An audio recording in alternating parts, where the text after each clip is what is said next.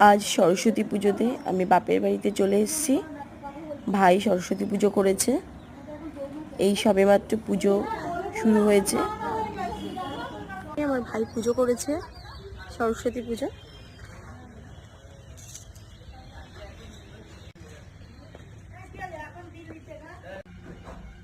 বর্ষো বর্ষো যে মেশো কিন্তু বকা দিবে, দেখো দাদা ভাই শরীর খারাপ করেছে, দেখেছো মাথা নড়ছে। তাহলে আসো, তাহলে কই দেখিনি তখন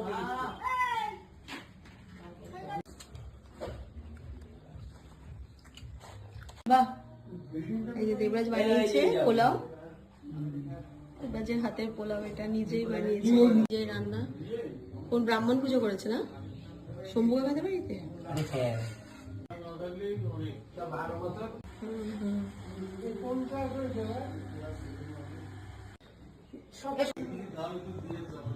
পুজোটা হয়ে গেছে, এবার আমরা প্রসাদ দিচ্ছি সবাইকে।